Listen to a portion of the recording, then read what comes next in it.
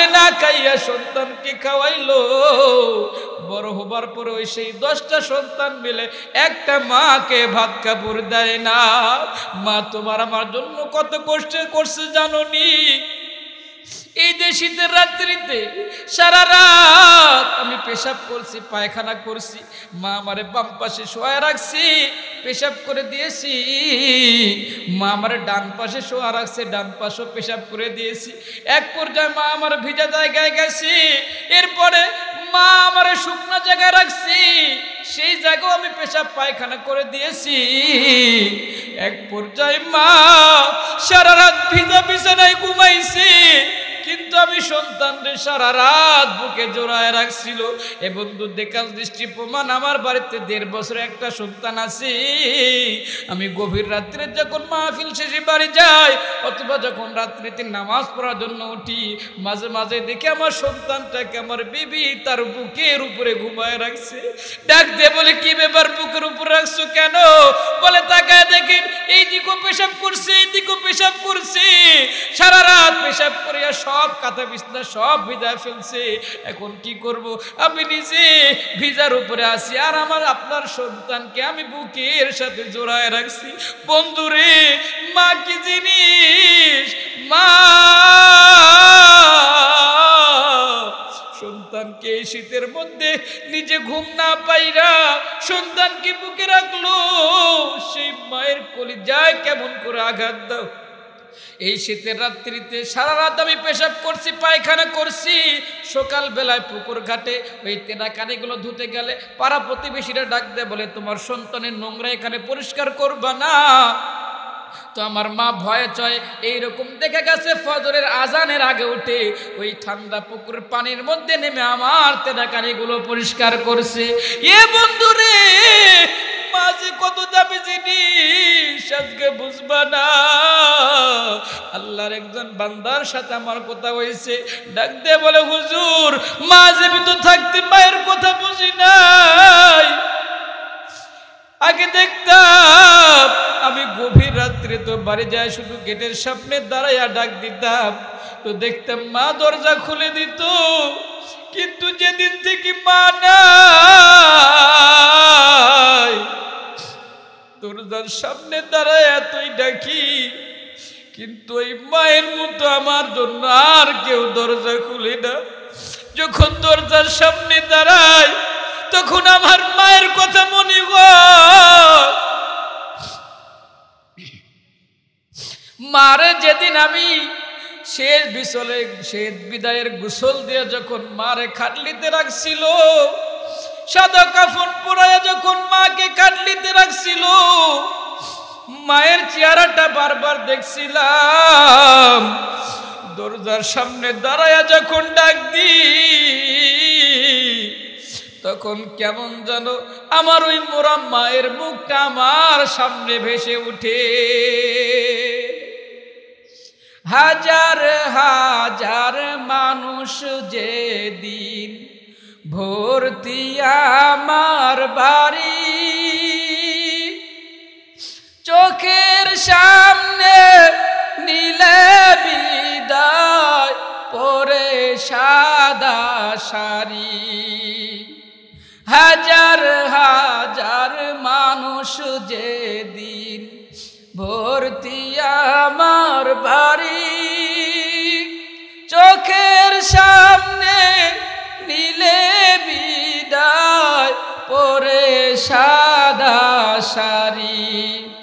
পালকি চোরে এ ঘর ছেড়ে, পালকি চোরে এ ঘর ছেড়ে দিলে যে রওনা।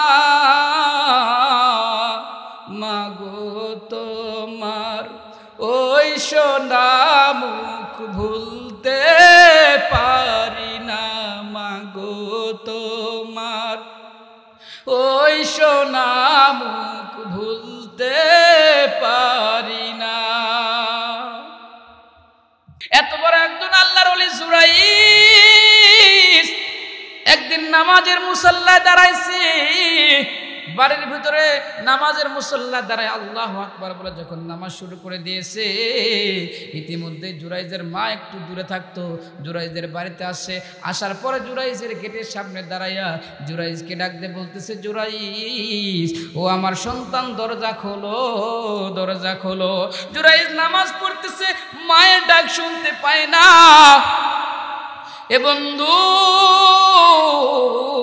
মা যখন জুরাইজকে ডাকে, জুরাইজ যখন দরজা খোলে না, ডাকতে ডাকতে এক পর্যায়ে যখন দরজা খোলে নাই, মা রাগ করে মন খারাপ করে সেখান থেকে চলে গেছে। দ্বিতীয় দিন আবার মা আসছে, আসার পরে জুরাইজকে ডাকে, জুরাইজ আজও নামাজের মধ্যে দাঁড়ায় গেছে, জুরাইজ দরজা খোলে না। দ্বিতীয় দিনও মা মন খারাপ করে বাড়ির দিকে চলে গেছে। তৃতীয় দিন মা আবার আইছে, আসার পরে জুরাইজকে ডাক দিয়ে বলে, জুরাইজ দরজা খুলো। এরপরও জুরাইজ দরজা খোলে না। তিন দিন মা সন্তানের দরজা থেকে ঘুরে যায়। যাবার সময় অত্যন্ত মায়ের মন খারাপ হয়েছে, তো মন খারাপ করিয়া মা জুরাইজের বিরুদ্ধে আল্লাহর কাছে বিচার দায়ের করেছে। মা মুখ দিয়ে বলেছে, যে জুরাইজ আমার সন্তান হবার পরেও আমি মা জুরাইজকে ডাকি, আর জুরাইজ আমার কথা শুনে না। ওগো মালিক, এই জুরাইজকে কোনো বেশ্যা মহিলার মুখ না দেখাইয়া, একটা বেশ্যা মহিলার ফিতনাতে না ফেলাইয়া তারে তুমি মৃত্যু দিবা না। মায়ে দোয়া করছে, মায়ের দোয়া কবুল হবে কি হবে না? মায়ে যদি দোয়া করে চলে যাও আরশ পরে, মায়ে যদি দোয়া করে চলে যাও আরশ পরে, সাথে সাথে কবুল হয়ে ফল দেখিতে পাও, সাথে সাথে কবুল হয়ে ফল দেখিতে পাও। মায়ের দোয়া লও হে মুমিন, মায়ের দোয়া লও। সবাই বলেন, মায়ের দোয়া লও হে মুমিন, মায়ের দোয়া লও। বিপদে পড়বে না তুমি যখন যেথায় যাও, বিপদে পড়বে না তুমি যখন যেথায় যাও। মায়ের দোয়া লও হে মুমিন, মায়ের দোয়া লও, মায়ের দোয়া লও হে মুমিন। যাহা কিছু হও না কেনে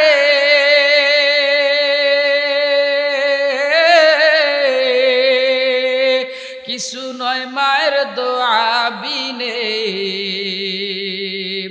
যাহা কিছু হও না কেনে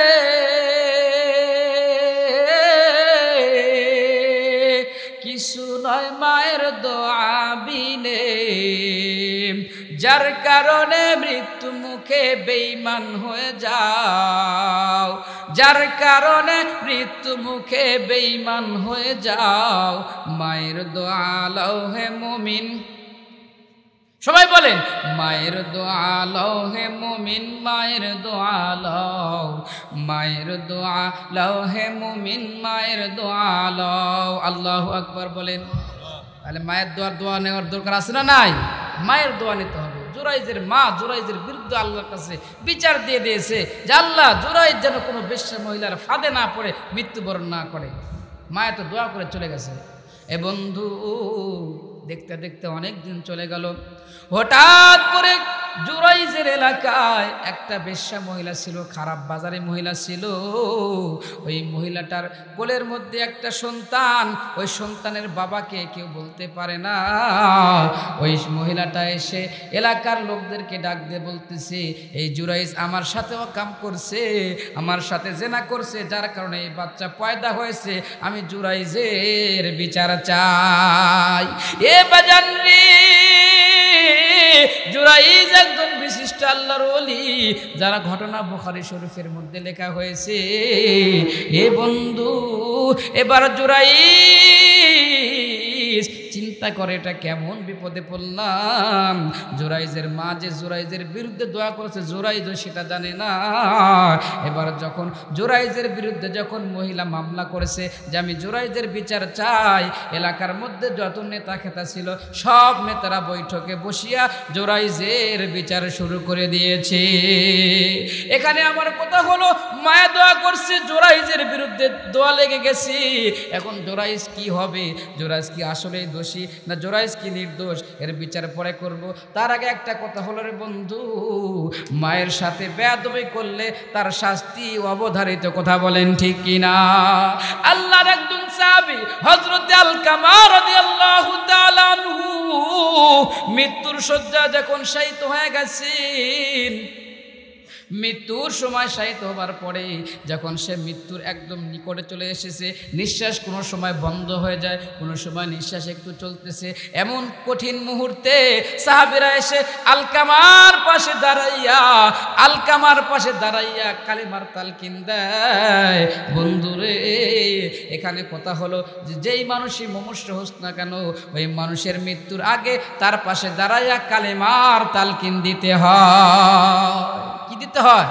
কালেমার তালকিন দিতে হয়। আল্লাহর নবীর সাহাবী আলকামা মৃত্যুর শয্যায় শায়িত, সাহাবীরা বলতেছে আলেমা কালেমা পড়ো। আলকামা সব কথা বলতে পারে কিন্তু কালেমা পড়তে পারে না। কারণ কি? এক পর্যায়ে সবাইকে ডাকা হলো, কেউ কোনো কথা বলে না।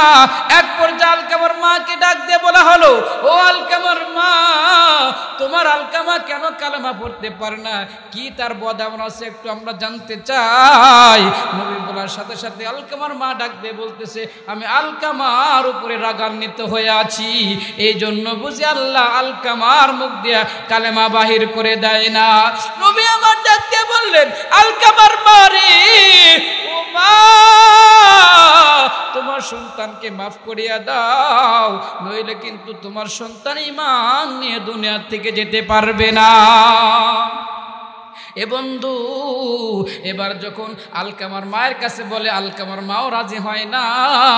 এক পর্যায়ে নবী আমার সাহাবীদেরকে ডাক দিয়ে বললেন, সাহাবীরা রে, তোমরা কাঠখড়ি জোগাড় করো, এরপর আগুন জ্বালাইয়া ওই কাঠখড়ি আগুনের মধ্যে আলকামাকে দুনিয়াতে আগুনে ফালাইয়া দাও, জাহান্নামের আগুনে চাইতে দুনিয়াতেই ফালাইয়া দাও। যেই মাত্র বলছে আলকামাকে আগুনের মধ্যে ফালানো হবে, মা দুঃখী ডাক দিয়ে বলতেছে, নবী গো, না না, আমার সন্তানকে আমার সামনে আপনি আগুনে ফালাইবেন, আমি মা সহ্য করতে পারবো না। এ বন্ধু রে, যেই মা 10টা সন্তানকে কোলে পিঠে করে মানুষ করলো, মা নিজে না খাইয়া সন্তানকে খাওয়াইলো, বড় হবার পরে ওই সেই 10টা সন্তান মিলে একটা মাকে ভাত কাপড় দেয় না। মা তোমার আমার জন্য কত কষ্ট করছে জানো নি? এই যে শীতের রাত্রিতে সারা রাত আমি পেশাব করছি, পায়খানা করছি, মা আমারে বাম পাশে শোয়া রাখছি, পেশাব করে দিয়েছি, মা আমারে ডান পাশে শোয়া রাখছে, ডান পাশেও পেশাব করে দিয়েছি। এক পর্যায়ে মা আমার ভিজা জায়গায় গেছি, এরপরে মা আমারে শুকনো জায়গায় রাখছি, সেই জায়গাও আমি পেশাব পায়খানা করে দিয়েছি। এক পর্যায়ে মা সারা রাত ভিজা বিছানায় ঘুমাইছি, কিন্তু আমি সন্তানরে সারা রাত বুকে জড়ায় রাখছিল।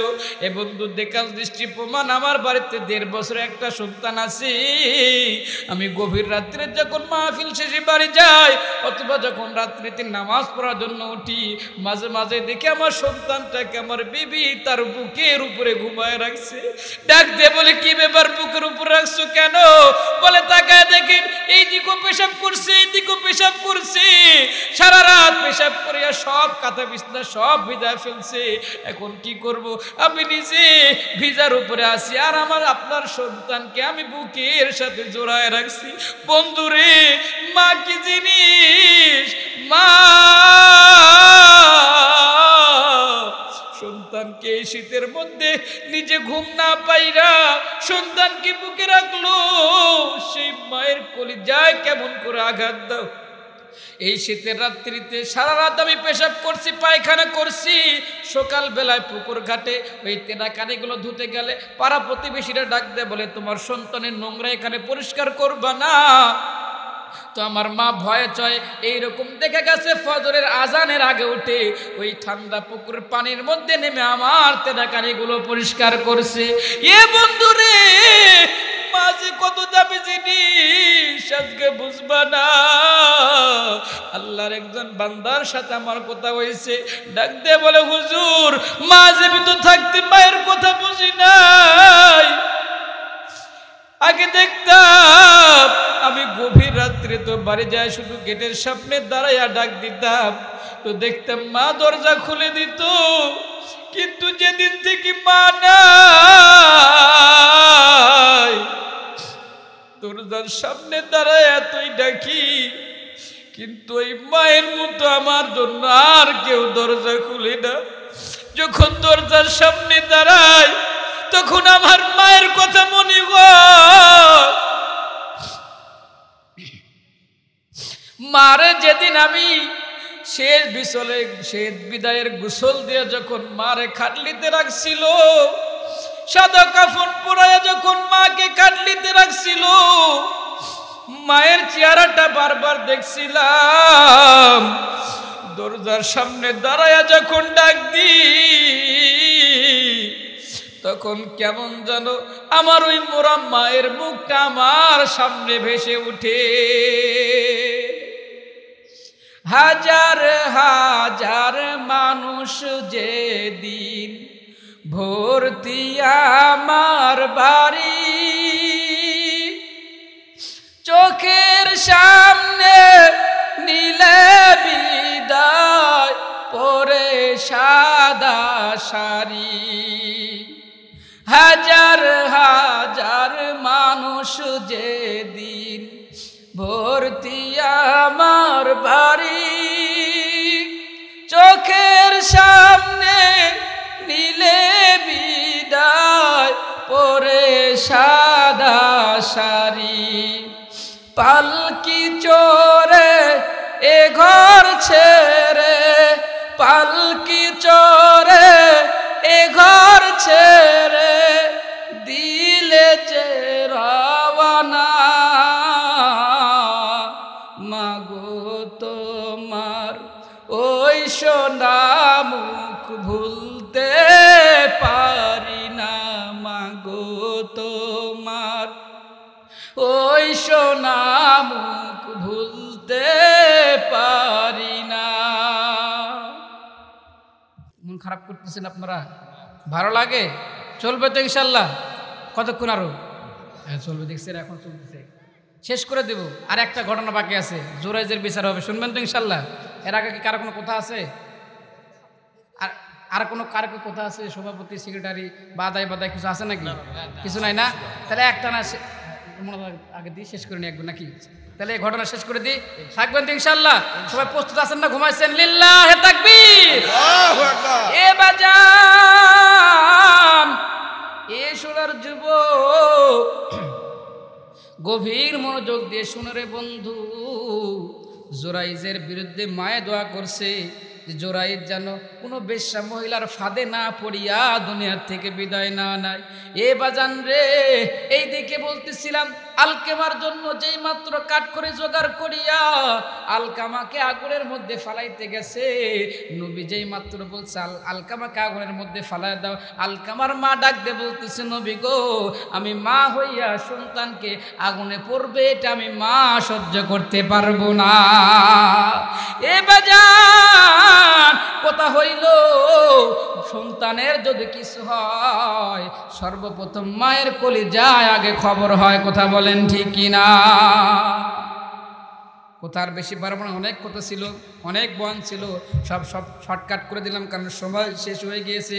এ বাজান, যেই মাত্র বলছে আলকামার আমি এটা সহ্য করতে পারবো না, নবী আমার ডাক দিয়ে বলতেছে, মা গো, দুনিয়ার আগুনে ফালাইবে এটাই তোমার যদি সহ্য না হয়, তাহলে তোমার ছেলে যদি এই মুহূর্তে কালেমা যদি না পড়তে পারে আর তুমি যদি মাফ না করো, তোমার সন্তান কিন্তু জাহান্নামে যাবে।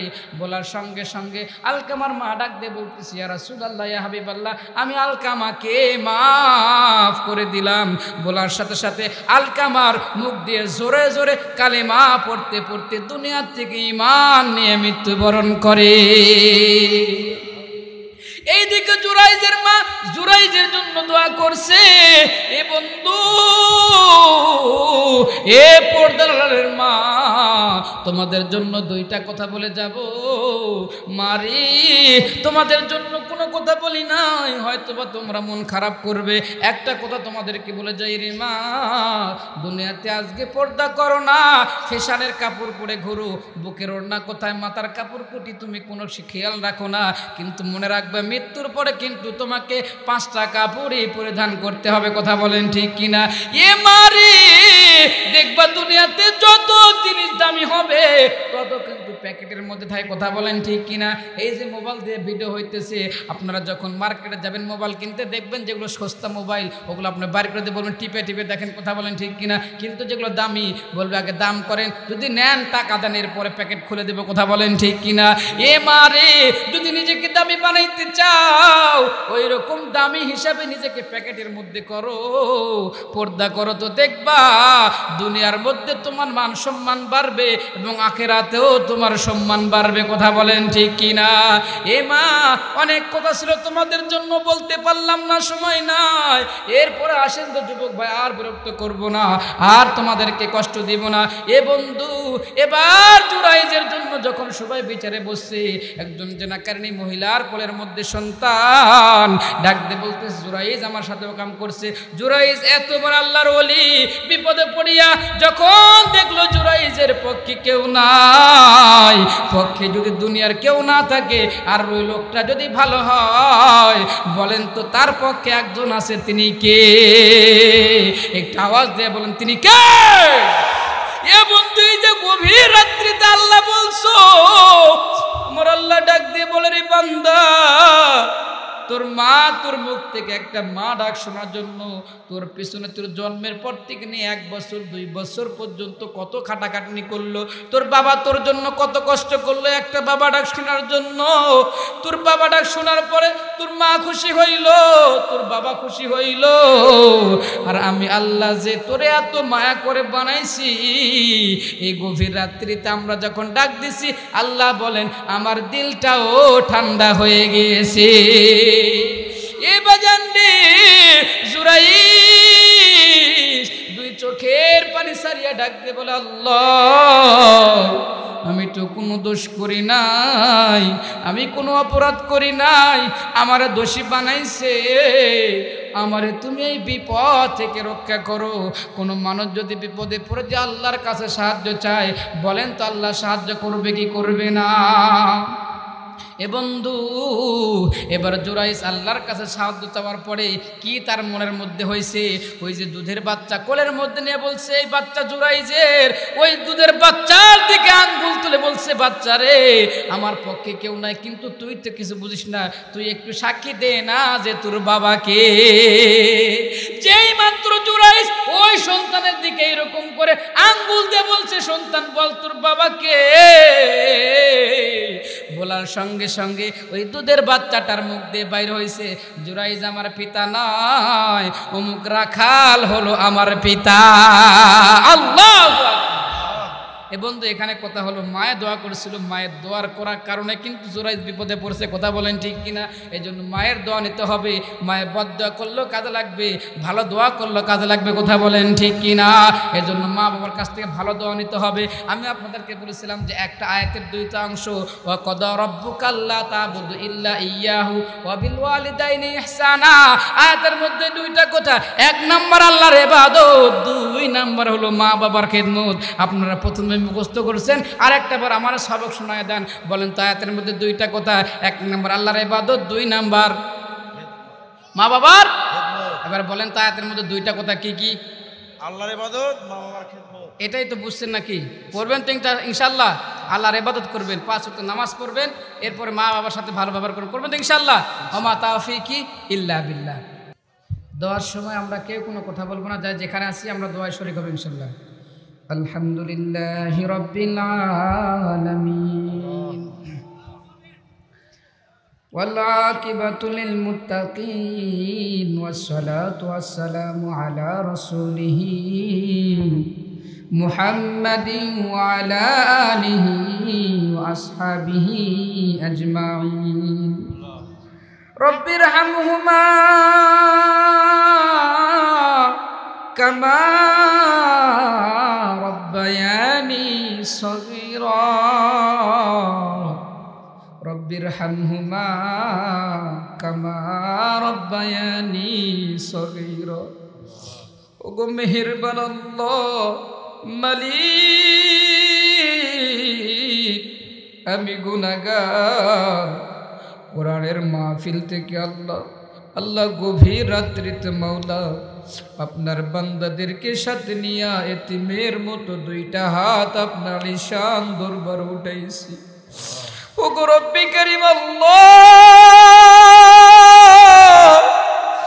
আমার কোনো যোগ্যতা নাই আল্লাহ তারপরে তুমি আমার সম্মানের চেয়ারে বসাইছো আল্লাহ আপনার বান্দাদেরকে সাথে নিয়ে হাত উঠাইছি আল্লাহ আমি তাদের জন্য কি দোয়া করব তোমার বান্দাদেরকে তোমার হাতে সুপর্দ করে দিলাম আল্লাহ সকলের জিন্দেগীর গুনাহ খাতাগুলো আপনি মাফ করিয়া দেন আল্লাহ তাকায়া দেখো না আল্লাহ গভীর রাত পর্যন্ত নিজের গুনাহ মাফ নেওয়ার জন্য বসিয়া রইছে আল্লাহ মুরব্বী বাজানেরও দেখলাম বসিয়া রইছে দাড়ি পেকে গেছে চুল পেকে গেছে মুরব্বীরা বসিয়া রইছে আল্লাহ তাদের সবাইকে আপনি মাফ করিয়া দেন আল্লাহ যুবক ভাইদেরকে আপনি কবুল করিয়া নেন অনেক কষ্ট করিয়া যুবক ভাইরা এই মাহফিলের আয়োজন করছি আল্লাহ আমার শাহাবুদ্দিন সজল ভাইকে আপনি কবুল করিয়া নেন আল্লাহ সভাপতি সহ আল্লাহ বিশেষ অতিথি প্রধান অতিথি সহ সবাইকে আপনি কবুল করিয়া নেন রব্বি কারীম আল্লাহ এই কোরআনের মাহফিলে যা কিছু হাদিয়া হয় সর্বপ্রথম নবীজির রূহ মোবারক আপনি পৌঁছাইয়া দেন হায় রব্বি কারীম আল্লাহ এরপরে বাবা আদম আলাইহিস সালাম থেকে নিয়া আজ পর্যন্ত যত মুমিন মুমিনাত কবরে ঘুমাইছে আল্লাহ সকলের কবরে আপনি সবগুলো পৌঁছাইয়া কবরগুলোকে আপনি জান্নাতের বাগান বানাইয়া দেন আল্লাহ বিশেষ করিয়া এই শ্রীধরপুর নয় আল্লাহ এই গ্রামবাসীর যত মানুষ কবরে চলে গেছে আল্লাহ এই গ্রামের আনাসে কানাসে বাঁধঝাড়ার নিচে বাড়ির আঙ্গিনার সামনে পেছনে গোরস্থানে যত মানুষ ঘুমায় আছে আল্লাহ সবাই আপনি মাফ করিয়ে দেন আল্লাহ যারা হাত উঠাইছে রে মওলা জানি না কার দাদা নাই কার দাদি নাই কার নানা নাই কার নানি নাই আল্লাহ শ্বশুর কুল শাশুড়ি কুল মাতৃকুল পিতৃকুল যারাই কবরে বাড়িতে ঘুমাইছি আল্লাহ সবাই রে আপনি মাফ করিয়া জান্নাতের উচ্চ মাকাম দান করিয়ে দেন আল্লাহ যে দুইজন মানুষের কথা না বললেই নয় আল্লাহ যাদের জন্য দোয়া করতে আপনি বলেছেন আল্লাহ জানি না রে আল্লাহ এই জায়গা যারা বসিয়া রইছে আল্লাহ যারা হাত উঠায় আমিন আমিন করি কার জানো মা নাই আল্লাহ কার জানো বাবা নাই আল্লাহ শীতের দিন আসলে বারবার মায়ের কথা মনে হয় যেই মা ছোটবেলায় কত কষ্ট করে নিজে শীতে শীত কাটাইছি কিন্তু আমি সন্তানকে বড় যত্ন করে রাখছিল যেই বাবা নিজে শীতের পোশাক কিনে নাই আমার জন্য কিনে দিয়েছিল আজকে সেই মা বাবা অন্ধকার ঠান্ডা মাটির মধ্যে ঘুমায় ওগো রব্বি কারীম আল্লাহ মা বাবার কবরগুলোকে আপনি জান্নাতের বাগান বানাইয়া দেন এ সন্তানের দল যার মা নাই বাবা নাই যার বাবা কবরে যার মা কবরে এক একটা চিৎকার মেরে আল্লাহর ডাক দিয়ে বলো আল্লাহ, মোহাব্বতে ডাক দিয়ে বলো আল্লাহ, আমার মা বাবারে তুমি মাফ করিয়ে দাও।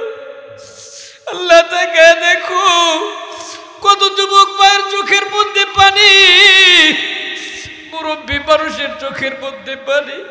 কার যেন মায়ের কথা মনে পড়ছে, কার যেন বাবার কথা মনে পড়ছে। আল্লাহ মা বাবার কবরগুলোকে আপনি জান্নাতের বাগান বানায়া দেন। আল্লাহ আমাদের যাদের মা বাবা জীবিত, মাওলা মা বাবার হায়াতের মধ্যে বরকত দেন। আল্লাহ মা বাবারে কিছুই দিতে পারি নাই, আপনার কাছে দোয়া করি আল্লাহ মা বাবার জীবনের গুনাহগুলো মাফ করিয়ে দাও। আল্লাহ আমাদের সবাইকে আপনি কবুল আর মঞ্জুর করিয়ে নেন। পর্দারের মা বোনদেরকে আপনি কবুল করিয়ে নেন, যুবক ভাইদেরকে আপনি কবুল করিয়ে নেন, এই মাহফিলটাকে আপনি কবুল করিয়ে নেন। আল্লাহ যাই যেইভাবে সাহায্য করেছে মাওলা, সকলের সাহায্যকে আপনি কবুল করিয়ে নেন। আয়া রব্বি কারীম আল্লাহ, এই মাহফিলটা যেন বারবার হয় সেই তৌফিক আপনি দিয়ে দেন। পরিশেষে আপনার কাছে জানাই, বক্তা শ্রোতা আমাদের সবাইকে আপনি কবুল আর মঞ্জুর করেন, ঈমান নিয়ে কবরে যাওয়ার তৌফিক দিয়ে দিয়েন। আল্লাহ কবরে যাওয়ার সঙ্গে সঙ্গে আমাদের কবরের মধ্যে জান্নাতের বিছানা বিছায়া দিয়েন। ওয়া সাল্লাল্লাহু তাআলা আলা খায়রি খালকিহি মুহাম্মাদিন ওয়া আলা আলিহি ওয়া আসহাবিহি আজমাইন ওয়ারহামনা মাহুম বিরহমাতিকা ইয়া আরহামার রাহিমিন।